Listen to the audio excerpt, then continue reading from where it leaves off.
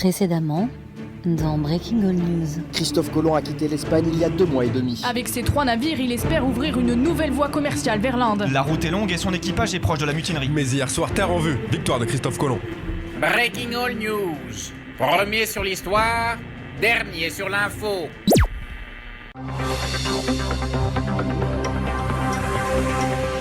Nous sommes le 12 octobre 1492. Édition spéciale avec Étienne Dumelon. Bonjour à toutes, bonjour à tous, c'est un jour qui restera gravé dans notre histoire. Nous vous l'avions annoncé, eh bien nous y voilà. Le son des vagues, le cri des mouettes. Cette émission est délocalisée du jamais vu sur Breaking All News. Bienvenue à bord de la Santa Maria. La route vers l'Inde existe bien et c'est notre hôte du jour qui l'a trouvé. Il est italien de naissance, monsieur Christophe Colomb. Vous serez avec nous tout au long de l'émission déjà. Merci de nous accueillir à bord de ce magnifique navire. Ma grazie à vous, c'est une grande journée. Alors, regardons autour de nous. C'est beau l'Inde, non ? Oui, ma che sanno déjà les masala, les tandoori, les naan. Les épices surtout, et ces marchés juteux, c'est pour ça qu'on est là. Alors autour de la table, eh bien tout le monde a fait le déplacement, notre indispensable sondeur. Bonjour Jean Damus Nostra. Bonjour Étienne. François Bouringue, légende vivante du journalisme, sera également avec nous. Ça va François, pas trop de mal de mer ? Moyen. Puis notre reporter Claudine de la Patate Chaude nous emmènera à la rencontre des populations locales. Et à la fin, tout à la fin, vraiment au dernier moment, Roland 5e pouvoir vous poserez quelques questions à monsieur Colomb. Oui, on a quelques précisions à vous demander, mais enfin, rien de bien méchant. Mais d'abord, vous, Christophe Colomb, toute cette traversée, tout ce travail, je crois qu'on peut vous dire bravo. Je pense que c'est les mots les plus adaptés à la situation. Je pense aussi à toutes ces journées passées avec mes matelots que vous voyez tout autour de vous. Sans oublier ceux qui nous ont quittés. Donatello, Raffaello, Michelangelo, Leonardo, les Bambinos, Settigna et les Pouvous. À la bonne heure. Eh bien, nous allons d'ailleurs retrouver en direct Lucille Bredouille. Lucille, une semaine que vous êtes à Chennai en Inde, on a écouté avec attention tous vos reportages cette semaine. Écoutez, on est assez surpris, on s'attendait à plus de monde déjà. Est-ce que vous nous voyez ? Eh bien écoutez Étienne, je scrute la rade et je dois vous avouer que je ne vous vois pas, mais il faut dire que le port est noir de monde ici.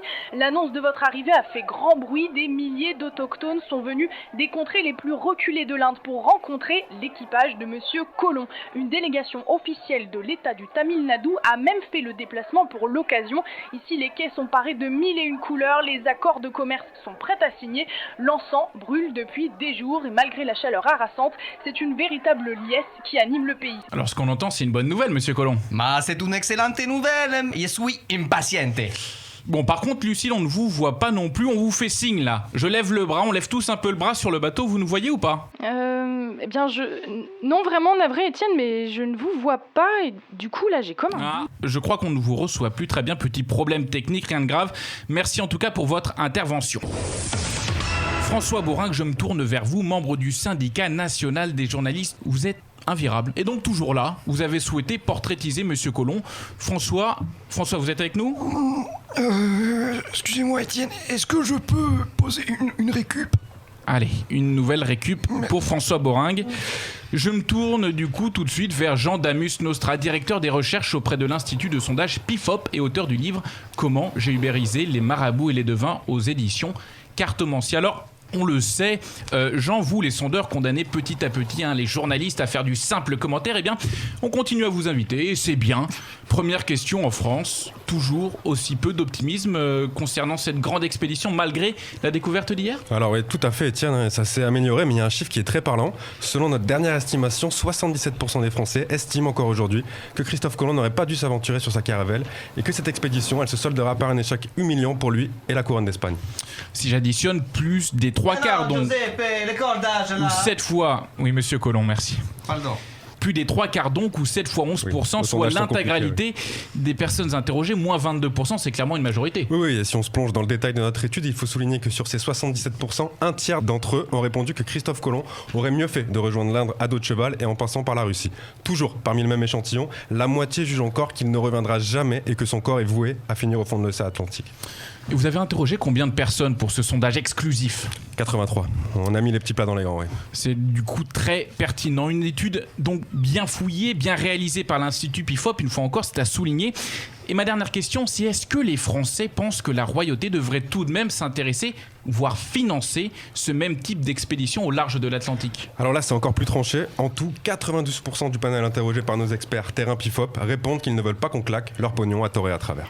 Clair, précis, merci beaucoup. Alors, dès notre arrivée hier, Monsieur Colomb, une de nos reporters a pu rejoindre la Terre avec certains membres de votre expédition. Elle a rencontré les membres d'une population locale, les Taïnos, et a passé la nuit avec eux lors d'une cérémonie festive. C'est un reportage exclusif de Claudine de la Patate Chaude. C'est au bord du lagon, à la nuit tombée, que commence la cérémonie de bienvenue. Le clapotis des vagues fait écho au roulement des tambours et au chant de ce peuple inconnu baptisé Taïnos, littéralement les hommes nobles. C'est le cacique Yurumei, le chef du hameau, qui prend la parole en premier.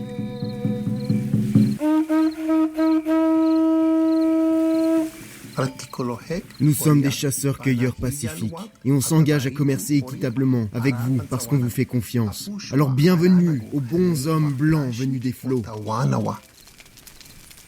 La nuit est douce, le dépaysement total. Près du Boyo, leur maison communautaire, les peaux basanées de ces bons sauvages reflètent les flammes du brasier préparé pour l'occasion. En première ligne, des enfants recouverts d'un simple pagne végétal entament une danse. Au second plan, les adultes performent des chants du fond des âges, à 1000 lieues de nos us et coutumes, le sacre des sémis, leurs ancêtres, et des dieux de la nature. Dieu de la terre et des mers, des lunes et des soleils, protégez-nous des démons et des catastrophes, des maladies et des invasions. Après une prière en mémoire des aïeux, les plats sont passés de main en main dans des feuilles de palétuvier. Au regard de cette cuisine sommaire, les marins européens devinent des mœurs primitives, mais bienveillantes. Je sais pas trop ce que racontent ces bons hommes tenus, mais ils savent y faire avec la barbaque. Et puis leurs femmes, ça change des nôtres.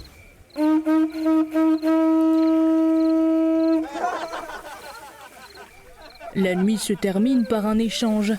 Des bonnets rouges et des perles de verre du côté des voyageurs, des perroquets et des saguets côté Taïnos.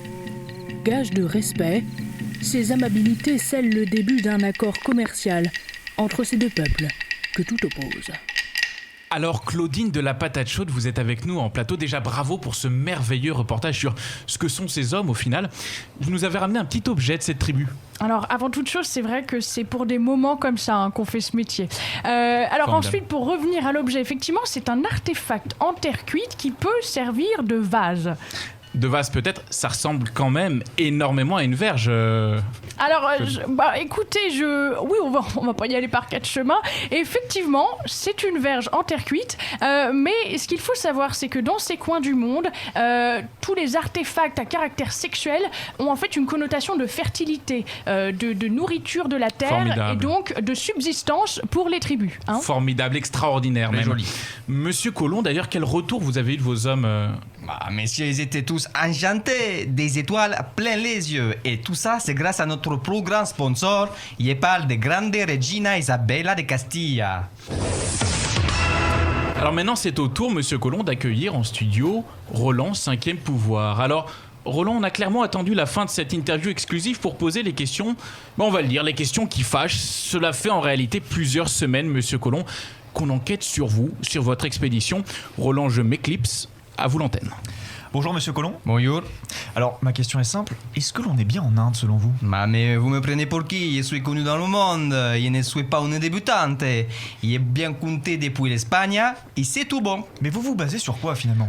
Que la Terre elle est onde, je vous rappelle. Selon mes calculs savants, qu'il y a pour faire, à vous donner, c'est 26 600 km de circonférence d'où la planète. Depuis le départ, non mais écoutez-moi, depuis le départ, on a parcouru 4400 km jusqu'ici. Donc, on est en Inde. Oui, mais sauf que Monsieur Colomb, vous avez sous-estimé les distances. Vous avez navigué 4 fois plus que ce qui était prévu au départ. Et en plus, vous n'êtes pas en Inde, mais sur un nouveau continent. Que vous n'êtes pas malin, vous. Je vous avoue que ça commence à m'énerver un petit peu, là. J'ai découvert cette route des Indias, moi tout seul, j'ai vu la Terre, et il était bon. Fini de l'histoire. Oui, fin de l'histoire pour ce sujet. Monsieur Colomb, selon nos sources, ce n'est pas vous qui avez vu la Terre en premier. On vous fait écouter ce témoignage anonyme. Il nous avait promis que celui qui verrait la Terre en premier gagnerait un bon pactole. C'est moi qui l'ai vu, il n'a rien touché du tout. C'est un menteur, Monsieur Colomb. C'est un menteur, je vous dis. Eh bien, ce témoignage, Monsieur Colomb, c'est Rodrigo de Triana. Vous le connaissez bien, non? Bah oui, c'est la vigie sur les bateaux La Pinta. Eh bien, ce serait lui qui aurait vu la Terre en premier à 2h du matin cette nuit. Vous faisiez quoi à 2h du matin? Vous dormiez? Bah mais c'est faux, mais il avait quitté le plateau, là. Il distingue une lueur de la bougie à 22 heures, là. Il a vu la Terre avant. Il y avait des témoins tout autour de vous, là. Je vous les ai montrés tout à l'heure. Et j'ai crié. Terre, terre, terre. Selon ces témoins, vous étiez trop loin pour voir la Terre à 22h. C'est impossible, Monsieur Colomb. Bah, mais va en culo, il y a des yeux pour voir. Et vous, vous avez une sacrée bouche pour parler, monsieur, là. Monsieur Colomb, calmez-vous. On va quand même pas finir cette émission en mauvais termes. Restez juste avec nous le temps des questions. Il y en a plein le coup. On va écouter quelques auditeurs, monsieur Colomb. Oui. On écoute quelques auditeurs. Parole au bouseux. Et on commence d'ailleurs avec une première question qui nous vient du nord de la France. Bonjour, Jean-Daniel, savant émérite. Je vous appelle pour féliciter Monsieur Colomb de sa découverte. Mais j'ai quand même une petite réserve. Est-ce qu'on est sûr que c'est vraiment le premier à avoir traversé l'Atlantique? Je pense notamment aux Vikings, peuple de grands marins et explorateurs. Roland 5e pouvoir, cette question elle vous est presque adressée. Vous dites qu'il n'est pas arrivé en Inde. Effectivement, d'autres marins ont traversé l'Atlantique et auraient découvert un nouveau continent. Certains l'appellent le 5e continent. Il y a d'ailleurs un autre marin, un compatriote que vous connaissez bien, Amerigo Vespucci, qui a envie de partir dans ce coin-là pour essayer de découvrir un nouveau territoire. Il est meilleur que lui, Il vous le dit, moi. Et les Vikings que personne ne connaît. Là. Peut-être qu'Amerigo Vespucci l'appellera l'Amérique. Oui, Claudine de la patate chaude. Oh, si je peux me permettre, les Vikings existent en fait. Ce serait un peuple qui viendrait du nord de l'Europe, de la Scandinavie, et qui portait apparemment des casques affublés d'énormes cornes, comme des cornes de vache un petit peu. Ça les rendait vraiment effrayants. Incroyable, fabuleux. Et sauvage. Bonjour, question pour Monsieur Colomb. Bon, je vais pas vous le cacher, je suis remontée. Ce retour à la mairie de Lyon après 2 années au gouvernement, c'est quoi? On claque des doigts et on revient comme on veut? On est où, là? Cette question, elle vous est adressée, Monsieur Colomb. Il ne comprend pas ce que veut dire la dame Lyon. Alors, il y a l'animal, là à nouveau, si je peux me permettre, je crois que c'est une ville plutôt dans le sud de la France, Lyon, qui était la capitale des Gaules à une certaine époque. Mais c'est très très lointain et puis il y a très peu de recherches pour l'instant. Formidable, Claudine. Merci beaucoup, Claudine. Oui, Gérard Dudou. Ça coûte combien cette histoire de nouvelle route commerciale? Parce que là, moi, je suis bien content d'être français. Mais les pauvres Espagnols... Heureusement qu'on n'est pas en Union Européenne. Alors notre sondeur est toujours avec nous en plateau. Vous avez une estimation, Jean Damus Nostra? Oui, alors Obama, ça représenterait plus d'1 million de réals. Et l'inquiétude justement sur le coût du financement chez les Français, c'est une tendance qui est révélée justement dans notre sondage. Les 3/4 pensent qu'il est plus urgent de régler le problème du pouvoir d'achat que de financer des croisières autour du monde. Jean, sur quel échantillon a porté cette question en particulier? 14 personnes qu'on a vraiment triées sur le volet. Excellent et pertinent. Et voilà qui clôt cette édition spéciale. Un grand merci une nouvelle fois à Christophe Colomb pour son accueil. Monsieur Colomb, on se quitte bons amis. Avec vous, il n'y a pas de problème, bon ami, mais l'autre là, il ne peut pas l'encadrer là. Rendez-vous donc après une courte page de publicité pour une nouvelle édition qui ne vous apprendra pas grand-chose de nouveau. Et voilà, c'est donc la fin de ce 3e épisode de Breaking All News. Merci à tout le monde une nouvelle fois autour de la table. Incroyable Vicky, Aka, Claudine de la... patate chaude. Et donc tout est vrai, Claudine, dans votre reportage? 95%, oui. Ce sont des vrais Tainos. Ce sont des vrais sons de Tainos, oui, il faut le préciser. On peut se tutoyer, Mathieu. Oui. Merci à Nico, merci à Arnaud, merci à Mathieu qui a incarné Mediapart pendant toute cette édition. Quant au thème de la prochaine émission, suspense.